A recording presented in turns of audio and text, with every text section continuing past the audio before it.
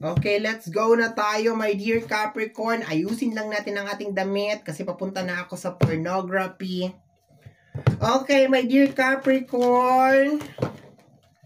First 15 days of February 2024. First 15 days. This is from February 1 hanggang February 15, 2024. General reading. Ulitin ko mga my dear. Ang gagawin natin ngayon ay general reading. So hindi to 100% na magre-resonate para sa ating lahat. So please lower your expectation pagdating po sa mga general reading.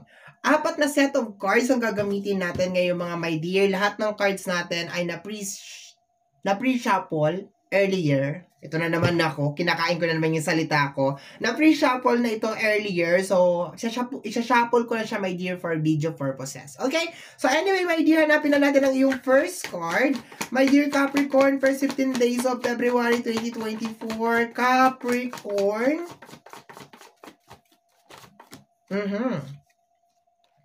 The Justice card. Sa paglabas ng Justice card, my dear, ang una kong nakuha is merong hindi balance. Okay? Kasi pwede naman, my dear, na pag lumabas ang Justice card, unang energy na makuha ko is pumapabor sa'yo. Ibig sabihin, nagkakaroon na ng progress or activity or something like that related sa mga manifestation mo. Pero ang nakuha ko, meron hindi balance. Ibig sabihin, merong hindi fair. Merong unfair na nangyayari, my dear. Okay? Tingnan natin yung kasama niyan, my dear. The Knight of Wands. Related sa mga bagay na gusto mong mangyari or controlling energy. Dalawa siya eh. Posibleng somebody is controlling you or related sa mga bagay na gusto mong mangyari. Isa pang nakukuha ko dito, my dear, is merong taong ayaw magpakontrol sa'yo. Okay? So, himayin natin yung energy, ha? First, meron ka mga gustong mangyari, tapos hindi siya nangyayari. Connected sa energy ng controlling energy, pumasok yung energy ng tao na ayaw niyang magpakontrol sa'yo. Ayaw niya makinig sa'yo, in short. Kaya ka siguro nagkakaroon ng justice na energy because hindi mo nakukuha yung gusto mo. Okay? 3 cards lang tayo dito. Tatlo lang lahat ng ano. Okay? The 7 of Swords. Meron siyang ginagawa, my dear, na ayaw niyang ipaalam sa'yo. 7 of Swords is a backstabbing energy, my dear. Okay? So, may kinalaman to sa mga lihim, mystery, okay? Posible din, my dear, na lihim mo siyang gustong kontrolin, pero ayaw talaga niya magpa-control, my dear. Ayaw niyang makinig. Yun ang nakukuha ko dito, my dear. Okay? Pumapasok yung energy, my dear, na merong ginagawa na ayaw ipaalam sa'yo. Okay? Pero merong nakukutuban mo, my dear. Yun ang nakukuha ko dito. Nakukutuban mo siya. Okay? Kunin natin yung ibang mga cards para mas lumawak yung reading natin, my dear. Okay? Friendship. Okay? Nasa loob ng circle of friendship. Okay? O nasa loob ng team.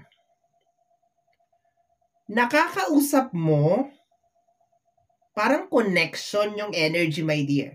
Parang connection, pero ayaw niyang magpa-control sa'yo, my dear. Ayaw niyang sumunod sa mga gusto mong mangyari. Okay? Parang baliktad yung nangyayari, ikaw yung sumusunod sa kanya. Tingnan natin, my dear. Okay. Aid. Aid is may kinalaman sa mercy, kindness. Parang naabuso ka na naman dito, my dear. Okay? Ayaw sumunod sa'yo eh. So, ibig sabihin, pinapakinabangan ka lang. Okay, ha? 7 of Swords. May 7 of Swords tayo. Self-love.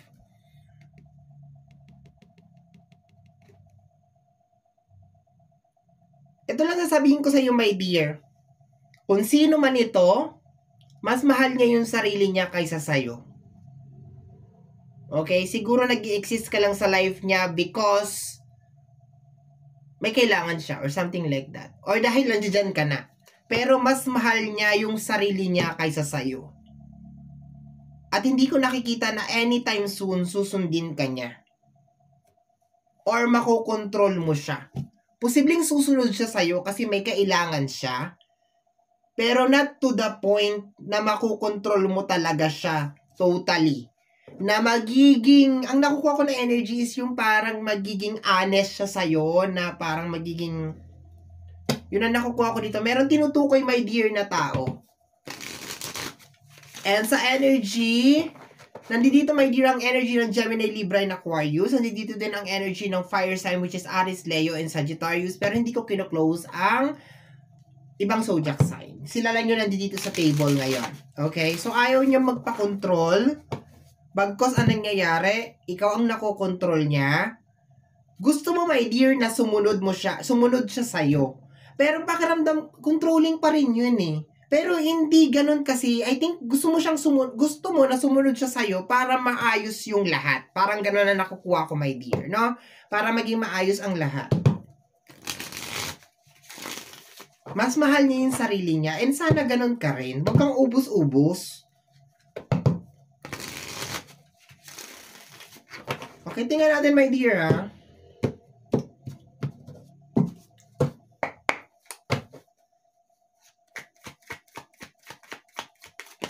Okay.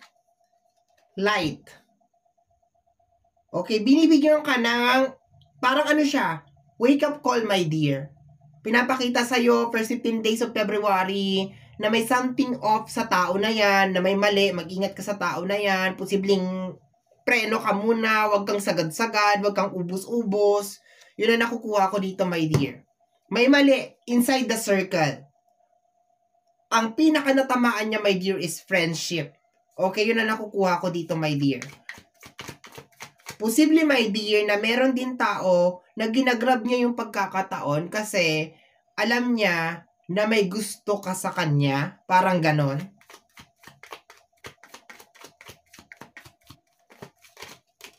Okay, dalawa. Okay? I still don't have the answer. I still don't have all the answer. Oo, kasi ayaw nga niya mag-share. Yung akala mo, ganon, di ba, magiging honest na siya sa'yo, marami pa siyang tinatago. Kasi bakit? Meron siyang 7 of Swords. Ibig sabihin, may trust issue siya sa'yo. Or kaya lang siya lumalapit sa'yo kasi meron siyang kailangan. Pero mas love niya yung sarili niya. So, dapat, my dear, first 15 days of February, self-love ka rin. 'Di ba? Hindi yung pag meron siyang kailangan to the rescue ka. Hindi porket, 'di ba? Kasi matitake advantage ka ng tao. You still don't have the answer. Posible tutulungan niya ba ako someday? Gusto niya rin ba ako? Okay? And you are my everything. Bakla, wag mong gawin Diyos, tao yan. Yung pagmamahal na ibinibigay mo sa kanya, hindi niya kayang ibalik sa'yo. Hindi balance. Sabi ko sa'yo, umpisa pa lang ng reading, hindi balance. Ang ginagawa mo sa buhay mo. Magbibigay ka ng love, yung kaya din ibalik yung love sa'yo. It give and take. Hindi mo ganun. Magmamahal ka ng tao na mas sarili niya lang yung iniisip niya. Eh di wow. Tapos kinokontrol ka. Kasi siguro alam niya na kailangan mo siya or something like that, or siguro patay na patay ka sa kanya or something.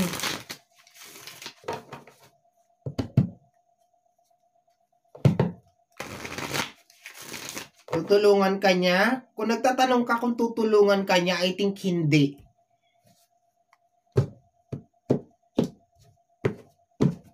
Kung meron siya magiging benefit sa'yo, oo. Pero kung sabihin mo ikaw lang, last 3 cards tayo, my dear. Closing na tayo. The 7 of Pentacles, I think meron kang ini-expect sa tao na to. Meron kang ini-expect na gagawin niya. Sabi ko nga, gusto mo na sumunod siya sa'yo, pero hindi yun na nangyayari. Meron kang ini-expect. Okay? Pero I think, makikita mo na, my dear, yung sagot sa... Teka lang. Makikita mo na yung sagot sa first 15 days of February na hindi. Kung ano ini-expect mo dito sa tao na to, hindi siya mangyayari. Okay, we have here the Two of Swords. In denial ka, te. Nandyan na sa harapan mo yung sagot, ininungod-good na sa'yo, spoon-feeding na. Ginagamit ka nitong tao na to, my dear. The Two of Swords. Ano pang gusto mong sagot? Ginigigil mo ko.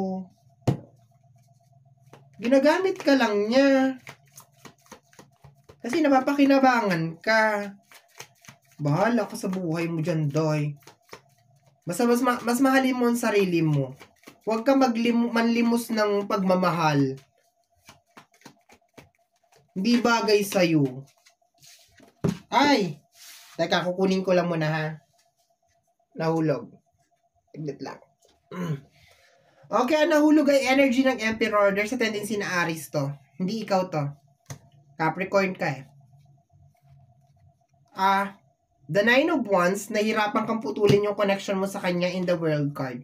My dear, mag-e-end at mag-e-end din to. Kasi bakit? Walang give and take na nangyayari sa inyong dalawa. Wala. Mag-i-start ka, my dear. Mag-i-start din siya. And eventually, baka maghiwalay din kayo. Tingnan natin sa second half of February, my dear, ha? Pero so far, my dear, first 15 days of February, self-love. Ikaw muna, my dear. And wag kang magbulag-bulagan, wag kang magbingi-bingihan, wag kang maging accessible all the time kasi there's a tendency na merong taong ginagamit ka lang. Okay? So, ingat-ingat. Okay? Yun na nakukuha ko dito.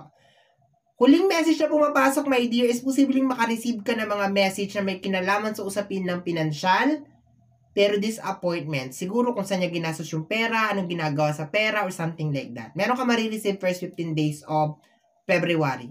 Consider it as a wake-up call. Okay, my dear?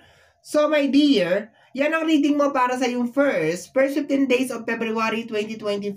Somehow, my dear, kung nagustuhan mo, especially kung napadaan ka lang, don't forget to subscribe. Pag-click lamang po ang notification bell para ma-update ka sa aking mga upload. And free to like, free to share, free to comment sa lahat ng ating mga videos. Once again, my name is RJ, also known as Apo J. Maraming salamat po. And until next time, bye-bye! Thank you, my dear. Maraming salamat po.